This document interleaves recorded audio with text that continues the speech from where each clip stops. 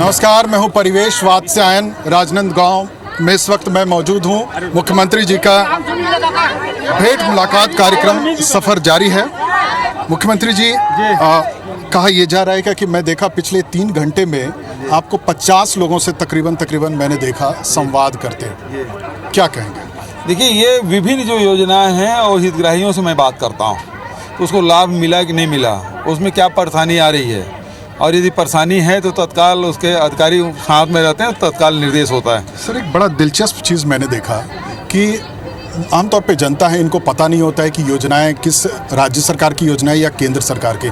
मैं देखा उज्ज्वला योजना के तहत किसी ने सवाल किया आपसे, उनको लगा कि ये जो महंगाई चरम पर है वो उस इफेक्ट को समझ नहीं पा रहे थे जितना मैं समझा। फिर बड़े आराम से आपने समझाया। तो ऐसे अमूमन इस तरीके के सवाल आपके सामने अक्सर आते होंगे। सही बात है। ये खासकर जो गैस सिलेंडर है, रासायनिक खाद है, पेट्रोल डीजल के भाव जो बढ़े हैं उस मामले में चर्चा होती है, और कई बार इसमें थोड़ा सा कन्फ्यूज़न रहता है कि ये महंगाई जो बड़ी सरकार ही बढ़ा रही है, राज्य सरकार बढ़ा रही है, केंद्र सरकार बढ़ा रही है।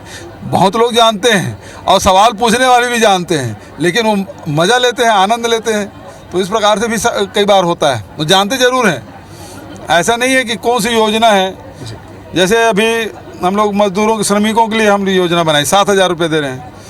PM किसान सम्मान निधि वो 6,000 रुपया है, उसको भी जानते हैं, इसको भी जानते हैं और लाभ ले रहे हैं। मुझे लगता है मुख्यमंत्री जी, जो आमतौर पे मैंने जितने लोगों से सुना, देखा, समझा, मुझे लगता है कि कुछ लोगों में इस तरह की बातें हैं अभी भी कि वो जो स्कीम्स थे वो स्कीम्स उन तक जो पहुंच रहे हैं वो प्रॉपर अभी तक नहीं पहुंच रहे हैं। क्या लगता है? क्योंकि इस तरीके के सवाल आए, लोगों ने कहा कि ब्यूरोक्रेसी में कुछ चीज़ें हैं जो मॉनिटरिंग प्रॉपर नहीं हो पा रही, जिसका कि आपने समाधान का रास्ता मैंने देखा कि आपने बताया। जी, उसके कारण यही है कि ये इन योजनाओं को पूछने के कारण क्या है, कोई एक लाभार्थी है या कोई एक व्यक्ति जो उस समस्या से परेशान है, यदि उसका समाधान होता है तो यहाँ आसपास के दर्जनों गांव के लोग आए रहते हैं, तो उनको जानकारी भी हो जाती है, उसकी समाधान भी हो जाता है। तो किस प्रकार से उस योजना का लाभ लेना है उसके बारे में भी तो उसको जानकारी हो जाती है।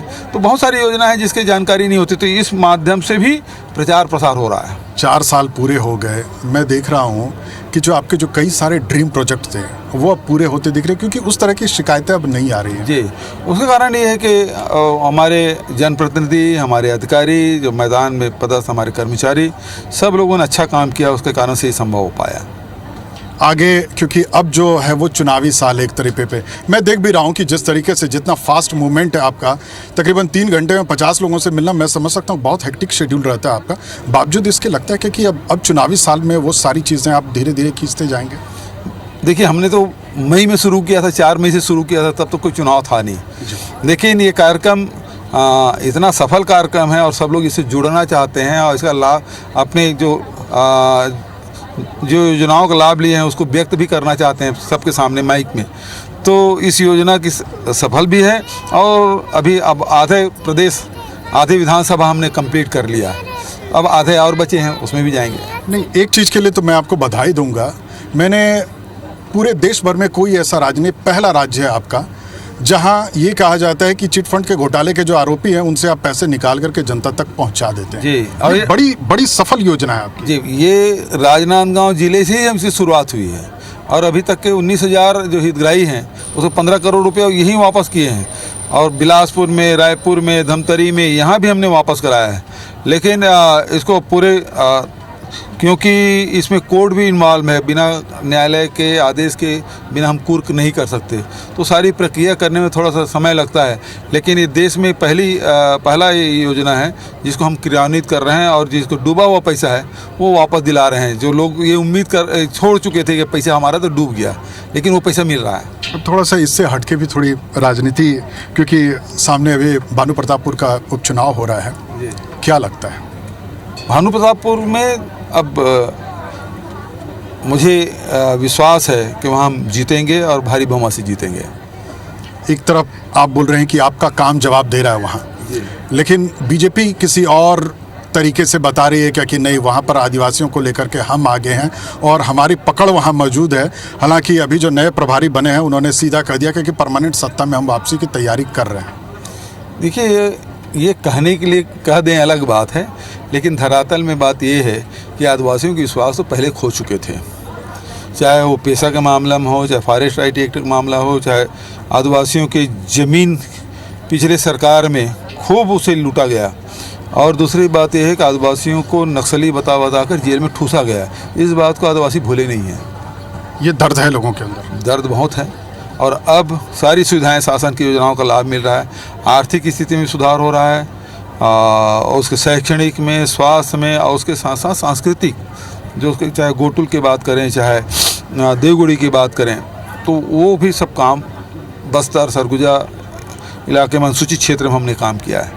सर, चूंकि IBC 24 का मकसद ही जन सरोकार से जुड़ी चीज़ों पर होता है, तो जन सरोकार से जुड़ी जो चीज़ें हैं, जो अब भी लग रहा है छत्तीसगढ़ में, क्योंकि आपने ये जो 4 साल का जो लंबा एक कार्यकाल आपने निभाया, अब आपको क्या लग रहा है जो बीते 15 साल में आपको जो चीज़ें नहीं होती दिखी, आपको ऐसा क्या लग रहा है कि 1 साल में वो खींचेंगे? क्योंकि चुनावी साल है, कुछ भी हो सकता है, आप ये कहें, लेकिन मैं बतौर पत्रकार में कहता हूं कुछ भी हो सकता है। तो उस नाते आपको क्या लगता है कि अब आगे का 1 साल का ये जो रोड मैप होगा कैसा होगा? देखिए, पिछले 15 साल के कार्यकाल का अनुभव यही था कि छत्तीसगढ़ के लोग ठगे हुए महसूस कर रहे थे। जो छत्तीसगढ़ राज्य निर्माण के समय जो लोगों की भावनाएं थी कि छत्तीसगढ़ राज्य बनेगा, हमारी आर्थिक स्थिति में परिवर्तन आएगा, हमारी पहचान बनेगी, वो सारी बातें थी, उसने किया नहीं। हमारी शासन आने के बाद ये किसानों का प्रदेश है, तो सबसे पहली बात किसानों का आर्थिक स्थिति हमने सुधारा। फिर 44% जंगल है, 32% हमारे अनुसूचित जनजाति के लोग हैं, उसकी स्थिति सुधरे, तो इसके लिए हमने लघु अनुपज खरीदी की व्यवस्था की 65 प्रकार के, उसके जेब में पैसा गया।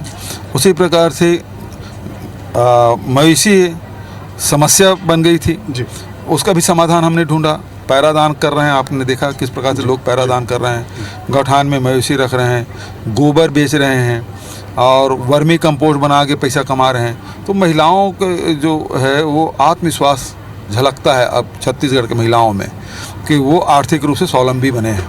तो आर्थिक क्षेत्र में, आर्थिक मुद्दे पे हम लोग काफ़ी सफल रहे हैं कि लोगों की व्यक्तिगत आय में वृद्धि हो। जब महंगाई चरम पे है, बेरोजगारी चरम पे है, वहाँ छत्तीसगढ़ रोजगार भी दे रहा है और छत्तीसगढ़ सरकार के माध्यम से लोगों के आय में वृद्धि हो रही है, ये बड़ी बात है।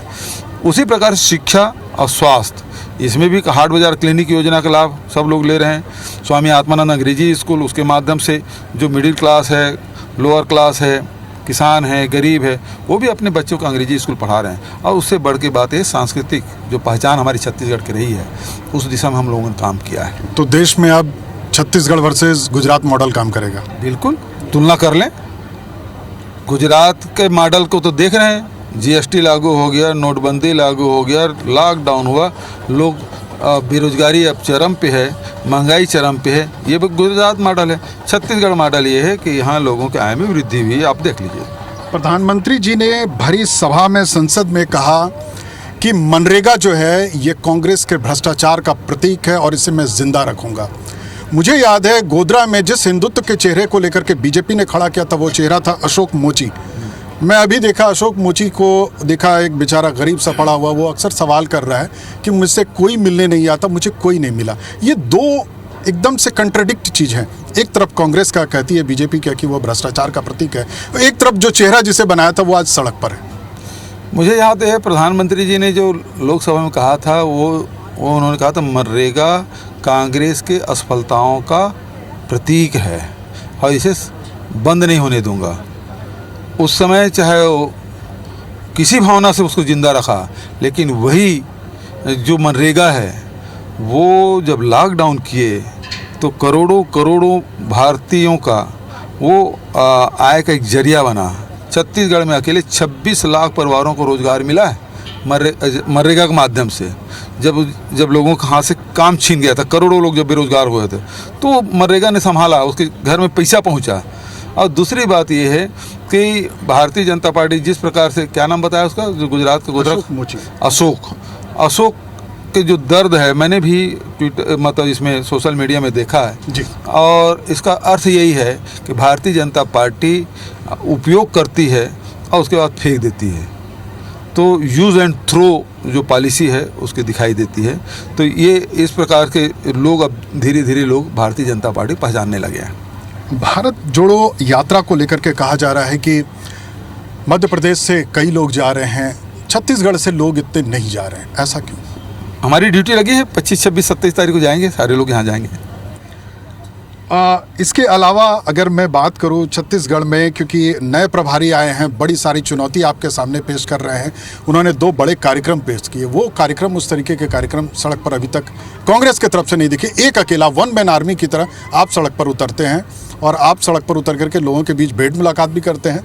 ऐसा नहीं, भारतीय जनता पार्टी अभी तक 4 प्रभारी बदल चुके हैं और परेशान हैं कि यहाँ के मुख्यमंत्री किसान हैं, यहाँ के मुख्यमंत्री ओबीसी से आते हैं और वो उसके लिए उसके पास काट नहीं है। और छत्तीसगढ़ में जो कांग्रेस की सरकार ने, हम लोगों ने, चाहे हमारे एमएलए हों, मंत्री हों, संगठन हो, सब लोगों ने एकजुट होकर जो काम किया है वो 15 साल रमन सिंह नहीं कर पाए। और इस कारण से हमारी जो एकजुटता, हमारी जो ताकत है, उसके सामने ये बौने नज़र आ रहा है। बहुत बहुत शुक्रिया आपका।